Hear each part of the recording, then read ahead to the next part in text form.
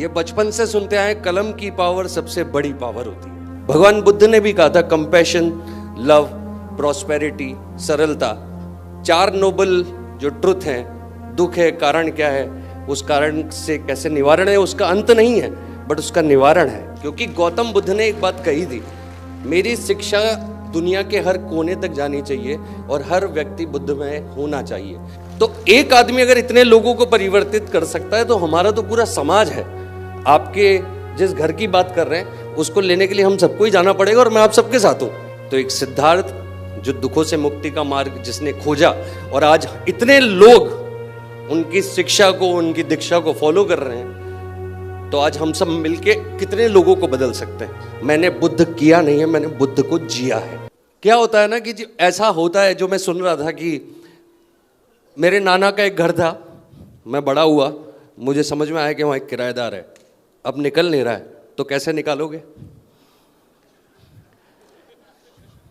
उस किराएदार को निकालने के लिए हमें लड़ना झगड़ना नहीं है। ये बचपन से सुनते आए, कलम की पावर सबसे बड़ी पावर होती है। इसीलिए जब बाबा साहब अकेले इस यात्रा पे चले थे तो उनको ये समझ में आ गया था, अगर मैं लड़ने जाऊंगा तो शायद 1 या 2 दिन 3 दिन से ज़्यादा लड़ाई नहीं कर पाऊंगा। हजारों की तादाद में लोग, इनको मारना होगा तो मुझे पढ़ना होगा तो मेरे लिए और मेरे समाज के लिए पढ़ना होगा, मेरे समाज के लिए पढ़ना होगा। तो फिर एक दिन ऐसा आएगा कि ये मेरे पास आएंगे कि आप ये पढ़ के बताओ लिखा क्या है, और फिर एक संविधान की रचना की जाएगी। और वो संविधान की रचना करने वाले बाबा साहब अम्बेडकर को मेरा प्रणाम। जो आज भी हम जब जाते हैं ना, कहीं फंसते हैं, तो लॉयर बोलता है कि लॉ कहता है कि इसके अगेंस्ट नहीं जा सकते हो आप, तो वो लिखा तो हमारे बाबा साहब अम्बेडकर ने। तो बहुत इजी है, हम सबको साथ रहना है। उनका एक नारा था, संगठन, संघर्ष और शिक्षा। हम सब शिक्षित होने चाहिए, संगठित होने चाहिए, बातों से नहीं, बातों से, तमाशों से, मनोरंजन से नहीं। जब जरूरत पड़े तो साथ में खड़ा होने वाला आदमी संगठन का निर्माण करता है और वो हमें करना पड़ेगा। एक भिक्खू अपने समाज से जब निकलता है, सांसारिक सुखों से जब हार जाता है, तो मैंने ये चीज़ देखी है कि वो सब कुछ छोड़ देता है। उसे किसी चीज़ की मोह नहीं होती, माया नहीं होती। उसको एक चीज़ होता है कि मुझे एनलाइटनमेंट चाहिए, और उस शिक्षा को मैं कैसे अपने आने वाले बच्चों को, जो छोटे छोटे बच्चे संन्यास लेते हैं, उनको कैसे मैं दीक्षा दूं। भगवान बुद्ध ने भी कहा था कंपैशन, लव, प्रॉस्पेरिटी, सरलता, चार नोबल जो ट्रुथ हैं। दुख है, कारण क्या है, उस कारण से कैसे निवारण है, उसका अंत नहीं है बट उसका निवारण है। और 8 सत्य अगर हम उसको भी फॉलो करते हुए चलेंगे तो बुद्धमय तो हो ही जाना है। आज भी मैं सच बता रहा हूँ, मेरे पास दुनिया के हर कोने से ईमेल आते हैं, और लॉकडाउन में काफ़ी बहुत सारे आए कि हम सुसाइड करने वाले थे। किसी ने ये आपके सीरियल के बारे में बताया। तो सर मैं सच बता रहा हूँ, अगर बुद्ध का ज्ञान हर देश में, चाहे वो चाइना हो, जापान हो, थाईलैंड हो, कंबोडिया हो, पेरू हो, ब्राज़ील हो, यहाँ के लोग अगर हम लोगों को एक्सेप्ट कर रहे हैं, हमारी शक्ल को, कि हाँ बुद्ध होंगे तो ऐसे ही दिखते होंगे, तो हमारे लिए बहुत बड़ी बात है। क्योंकि गौतम बुद्ध ने एक बात कही थी, मेरी शिक्षा दुनिया के हर कोने तक जानी चाहिए और हर व्यक्ति बुद्धमय होना चाहिए। जब मैंने ये शो किया था तो मुझे नहीं पता था, क्योंकि मैं इंडियन दिखता हूँ, कि चाइना में जब मैं गया तो चाइनीज़ बुद्धा का फेस होता है, थाईलैंड में थाई वाले लोग अपने हिसाब से बनाते हैं, जापान में अलग। बट जब मैं गया तो मुझे सब जगह बहुत प्यार मिला। तो एक आदमी अगर इतने लोगों को परिवर्तित कर सकता है तो हमारा तो पूरा समाज है। आपके जिस घर की बात कर रहे हैं उसको लेने के लिए हम सबको ही जाना पड़ेगा और मैं आप सबके साथ हूं। तो थैंक यू सो मच।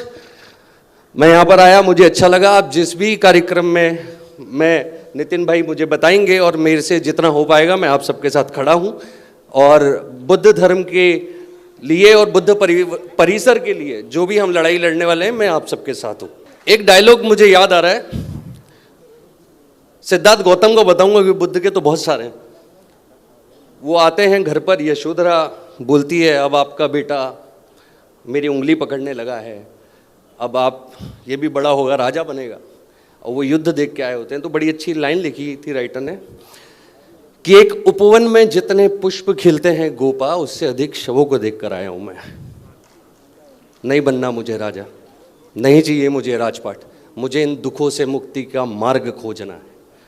तो एक सिद्धार्थ जो दुखों से मुक्ति का मार्ग जिसने खोजा, और आज इतने लोग उनकी शिक्षा को, उनकी दीक्षा को फॉलो कर रहे हैं, तो आज हम सब मिलके कितने लोगों को बदल सकते हैं। इसी की ताकत की जरूरत है। और एक और डायलॉग है बुद्ध का, अपो दीपो भवे। अपना दीपक स्वयं बनना होगा, किसी की बातों में नहीं आना। अगर आपका दिल कहता है, आप बौद्ध को फॉलो करते हो, उनकी टीचिंग्स को फॉलो करते हो, तो आपका दिल आपको बोलेगा कि क्या सही है क्या गलत है। जो आपने बोला, आपने अपने दिल की बात बोली, किसी ने अपने दिल की बात बोली। लेकिन मेरे को लगता है यदि मेरा घर मैंने किराए पे दिया था, उसमें कोई बैठ गया, तो उसको निकालने का हक मेरा ही है, किसी और का नहीं। और वो हक हर एक बुद्धिस्ट का है। आपके घर में एक आदमी घुसेगा, आप ही निकालोगे, पड़ोसी तो आएगा नहीं। तो हमें ये सोचना पड़ेगा, हमारे घर में कोई बैठा है, उसको छुड़ाने जाना है, कैसे जाना है, सब चलो। बस मैं इससे ज़्यादा नहीं बोलूंगा। मैं पहली बार ऐसे स्टेज पे आके बोला हूं। अगर कुछ मुझसे गलती हो गई हो तो मुझे क्षमा कीजिएगा। बाकी मैं आपका हूं, अपना हूं। और मैंने बुद्ध करने के लिए बहुत मेहनत की थी। कम से कम 50 किताबें, वियतनाम में जाकर के तिक न्यात हन से मैंने समझा कि सिद्धार्थ गौतम का जीवन कैसा था। विपासना करने गया मैं 21 साल की उम्र में।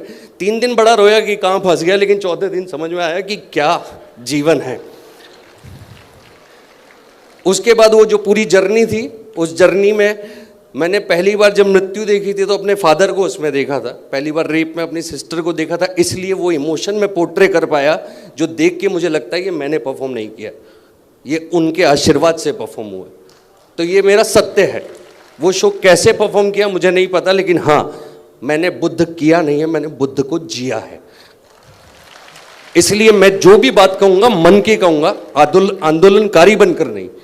इसीलिए मैंने मन की बात बोली। अगर कोई मेरे घर में घुसेगा तो मेरे पास अंबेडकर साहब की किताबें पढ़ूंगा, लॉ का नंबर निकालूंगा और उनसे लड़ूंगा और बाहर निकाल दूंगा। आज नहीं तो कल निकालूंगा पक्का। Thank you so much. नमो बुद्धाय। जय भीम, जय भीम, जय Bhim. Thank you so much. Love you everyone.